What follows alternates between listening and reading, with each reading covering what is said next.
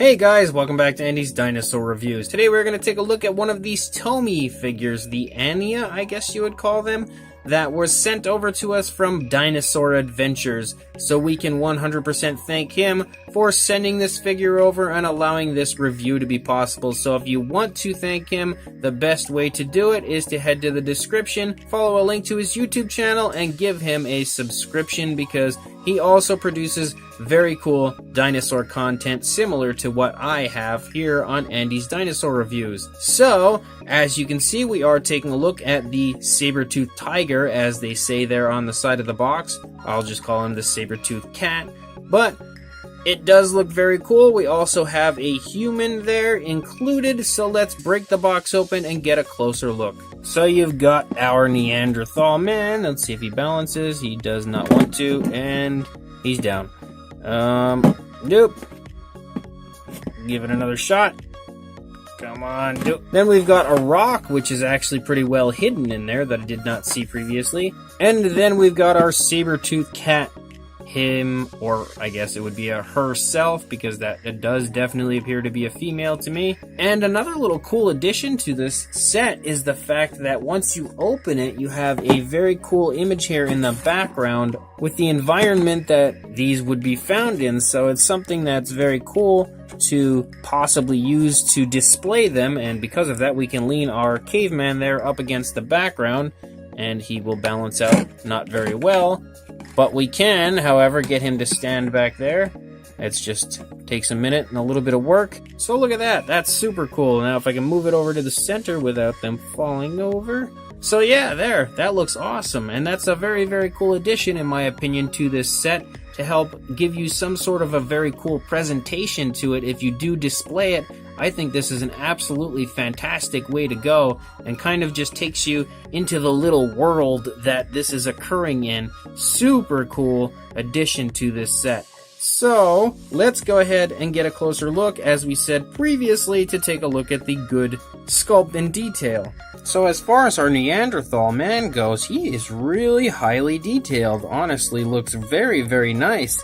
You can see that the overall sculpting looks beautiful on him. He's got some very nice musculature, as he would back then. Very Neanderthal style head, as he looks pretty much spot on to what you would see. Again, you can really take note of the musculature there. And the overall paint is really beautifully applied, and it's been given a nice dark wash as well, kind of giving him a very dirty looking appearance. Again, they're not going to probably be the cleanest people that you'll find, so I think they've done a great job overall on the entire presentation of the human figure. Even the clothing that he is wearing looks to be very dirty and very realistic. Overall, it looks beautiful and a very cool addition to this set. He does actually have articulated arms as well, so you can move the arms and have him in whatever position you would like, and that's another very cool addition to this already cool looking figure. As far as the actual Saber Tooth Cat goes, you can see that he does have an articulated jaw, so you can close or open the mouth however you would like. And I think the sculpting of this really looks beautiful. It's a little unfortunate that he does have that little seam there on the side of the head, or I wouldn't even say it's a seam, this opening here where the articulated jaw is connected. That's a little bit disheartening, but I mean, it's not that bad, I guess. If we look inside the mouth, you can see that the tongue is painted a nice, very realistic pinkish coloration, and the teeth themselves also have some pretty good paint. There isn't much going on the top of the mouth as far as teeth go, but what is there is present, and of course those saber-like teeth that the Saber-Tooth Cat is well known for look very nice. They are painted very nicely. You can see the whiskers are also painted there. The nose is painted a nice pinkish color as well, and the eyes look to be painted very well. Also, they're like looking straight forward exactly as they should. If it would focus a little bit on him, there we go. Look how nice that looks. That looks very cool, very menacing. So they have done a great job on the overall paint application. You can see as I turn it, the eyes have been given a gloss, helping to make it look very realistic. Both eyes look that way, nice glossy appearance. There's no sloppiness, honestly, that I can see anywhere as far as the paint application. And they've done a good job portraying the paint on the animal with many different tones, because you can see as I turn it that the coloration just kind of very slightly changes to lighter and darker shades of the overall orangish brown type of an appearance that the Saber Tooth Cat is. As you start to lead back here into the head, you can see that there are a few brown splotches here and there, and you can also see that here in the neck. You can also get a pretty good idea of the ruffling of the fur here on the underside of the neck. It looks very nice. Beautiful shoulder blades protruding from the skin there, and you can really see the entire movement of the front leg here, beautifully portrayed in the sculpt all throughout with the way that these indents appear on the animal. You can really see the skin and fur stretching right there as well, and the entire bone structure right there is really beautifully portrayed in the sculpt as well. You've got a little bit of hanging fur right there. As you come down into the feet also look really nice, and there's some nicely painted nails there. They don't appear to be sloppy, and even the underside painted out the pads of the feet very beautifully and very realistically. And then you come back up here, you can see the fur is very fine looking, probably exactly what you would find on a saber-toothed cat. You can see a little bit of the fur kind of hanging off right here. And again, some more of those brown dots that are all over the animal. And then you come up here, you can take note of the hip bone once again. Very nicely portrayed there as well, protruding from the skin. And I feel like you can't get quite a sense of the bone structure on the rear leg as you do on the front leg, but at the same time, this leg is kind of pressing down, which would be flexing everything and really helping to elaborate it. This leg is about to step up, which again shows you that you're not going to see quite as much as far as musculature and bone structure really being portrayed beautifully back here as you are up here because of the movement of the animal. The feet look nice back here as well. Again, the pads are painted on the underside of the feet, and then you've got that tail there with the nice little black area at the end. It kind of tapers off from the orange to a little bit of a white and then the black. So there's some nice coloration included there as well. And if you actually look at the rear leg, you can see that those brown spots are present on the white underbelly as well. So they've really included those brown spots quite often all over it. And here's actually exactly what I was talking about. On the other side, you couldn't really see the movement of the animal being portrayed so well because this leg's a little more relaxed as it's about to step up, but this leg here is stepping down, causing you to really take note of the musculature and the bone structure really nicely here portrayed on this side. Very nice attention to detail on the part of the sculptor and Takara Tomy.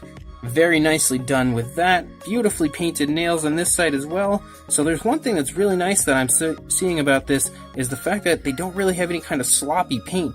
The paint application relatively seems to be spot on, and that is a huge plus. This is actually the first figure of these that I've ever seen in person and I've ever reviewed, had out of a package, so I'm really quite impressed by this. And again, you can really see the shoulder blade here as this leg here is planted firmly into the ground while it's stepping forward. You can again take note of the musculature here again, and you can also see some little hanging fur here on the back elbow area, and you can also take note of the bone structure right here of the shoulder blade as you lead back up into the neck and shoulder area. Nice fur on the underside is really beautifully sculpted and portrayed, and again you can see those brown spots on the underside of the white underbelly as well. Really beautiful looking saber-toothed cat, honestly, and much better than I ever expected these figures to look. So as far as the size goes on our saber-toothed cat, from the rear leg, which is stretched the furthest, to the nose, you're looking at a little over, actually a little under, we'll say, 4.5 inches. I was going to say a little over 4.25 inches, but he's a little closer, I think, to 4.5. So almost 4.5 inches, or about 11 centimeters.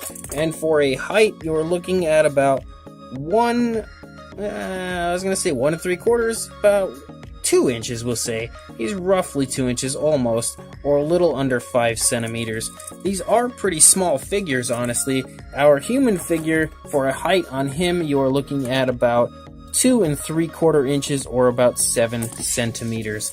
So they are fairly small, and to prove that point, there is our much larger Papo T-Rex, who could quite easily step on both of these and not even probably notice it, although that saber-toothed cat could probably leave a few wounds down there on the leg that would definitely cause a few lagging problems for our Papo Rex.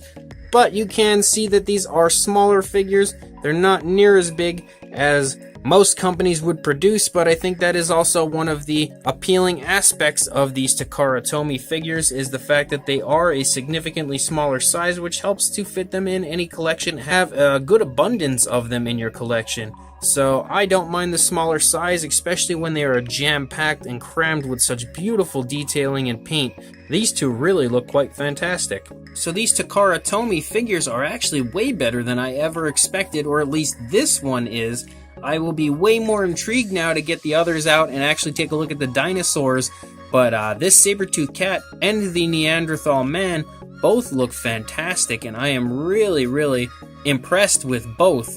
The overall sculpting and paint application are really good. I think the Neanderthal Man has a little bit better paint application than you see on the actual Saber Tooth Cat, but that's just because he has some nice dark washes included and everything, whereas they haven't done anything like that with the Saber Tooth Cat. But then again, it is also a cat, and you're not really going to get too much as far as washes going on a very furry animal. So I think they have done a great job and made the right choice as far as not including a wash on the cat itself. The overall sculpting is really beautifully done. You can see that they haven't missed an ounce of detail when it comes to the movement of the animal. They've really fantastically portrayed that in the sculpt, and the overall paint is really beautiful as well. It doesn't appear to be done sloppily anywhere, and very appealingly has been applied in a natural way. As far as the actual Neanderthal Man and Saber Tooth Cat, I think they both look incredibly nice. Once you actually take them out of the package, look at them up close, and the fact that they've included this very cool scene in the background makes the entire thing look even better, in my opinion. So beautiful figures. If you do want to order these, I will throw a link in the description to somewhere I can find on eBay that is selling them, because I'm not 100% positive other than eBay where you can actually purchase these. So I will find this set on eBay for you guys, throw a link in the description, so follow that on over if you want to buy this set. And again, head over to Keith at Dinosaur Adventures. Make sure that you subscribe to his YouTube channel, and before you do that, make sure that you like, comment, and subscribe to this one as well. And I will see you in the next review. Thanks for watching.